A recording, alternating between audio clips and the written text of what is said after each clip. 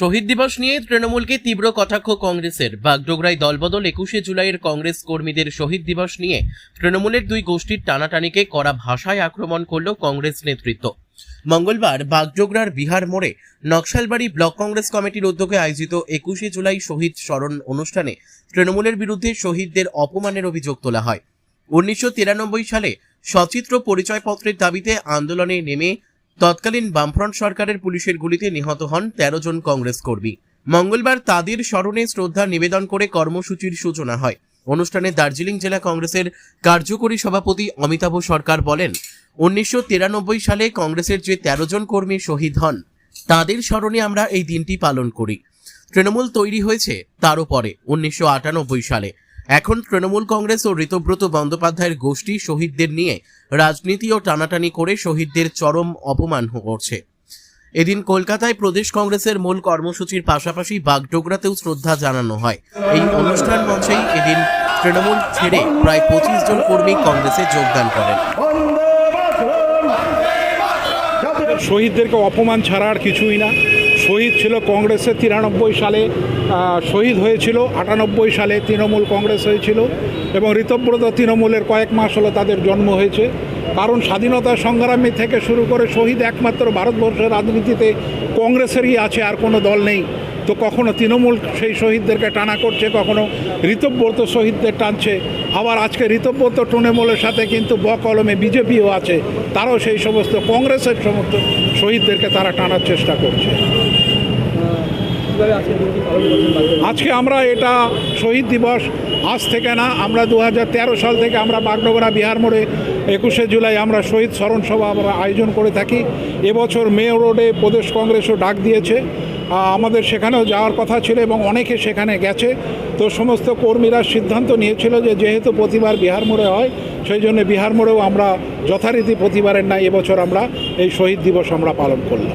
শহীদ স্মরণ সভায় আজকে দেখা গেল যে কংগ্রেসে যোগদান করলো, কোন দল থেকে তারা এসেছে? না, এরা তৃণমূল থেকে এসছে। এইরকম প্রতিদিনই আমাদের কাছে লোকজন আসছে, এত লোককে নেওয়া আমাদের পক্ষে সম্ভব না। তাই আমরা আজকে এরা আসছিল, এদেরকে আমরা যোগদান করালাম এবং আগামী দিনে আরও যোগদান হবে, প্রতিদিনই হচ্ছে। তো কংগ্রেসের জায়গাতেই আছে, কংগ্রেস ছিল, কংগ্রেস আছে এবং থাকবে। দীর্ঘদিন ধরে মমতা ব্যানার্জি এবং তার দল বলে আসতো যে কংগ্রেসের ঝান্ডা লাগানোর লোক নেই। আজকে একটা অদ্ভুত ঘটনা আমরা চাক্ষুষ করলাম যে কলকাতায় যেখানে তৃণমূলের স্মরণ সভা হচ্ছে এই 21শে জুলাই, সেখানে মমতা বন্দ্যোপাধ্যায় এবং অভিষেক বন্দ্যোপাধ্যায় তারা ফ্ল্যাগ লাগাচ্ছে, কিন্তু আমাদের কর্মীরা সারা বাগডোগরায় তারা স্বইচ্ছায় এই সমস্ত ফ্ল্যাগগুলো বেঁধেছে। কংগ্রেসের লোক ছিল, আছে এবং আগামী দিনও থাকবে।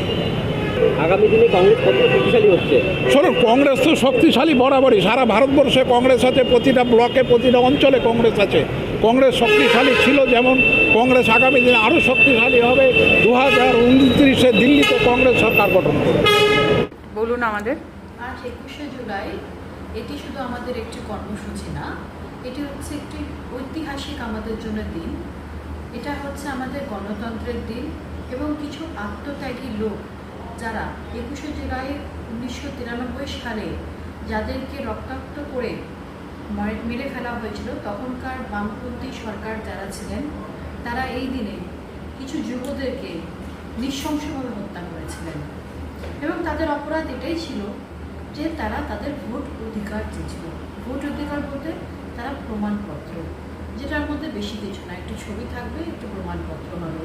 কারণ আমরা সকলেই জানি তখনকার দিনে যেভাবে ভোট লুট হতো বা ফলস ভোট যেগুলো হতো, তার প্রতিবাদে আমাদের প্রাক্তন মুখ্যমন্ত্রী মমতা ব্যানার্জি তখন আমাদের কংগ্রেসেরই একজন সৈন্য ছিলেন এবং তার নেতৃত্বে তারা রাজপথে নেমেছিলেন।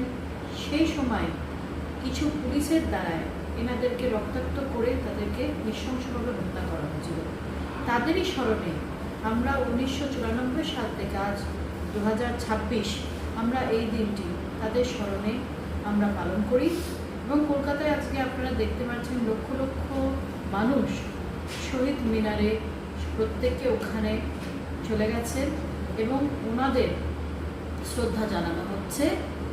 আর আমরা এটাকে মনে করি এটা গণতন্ত্রের দিন এবং যেখানে যেখানে গণতন্ত্রে হত্যা করা হবে সেখানে আমরা কংগ্রেসের যারা সৈন্য আমরা সবসময় প্রতিবাদ জানাবো এবং আমরা রুখে দাঁড়াবো।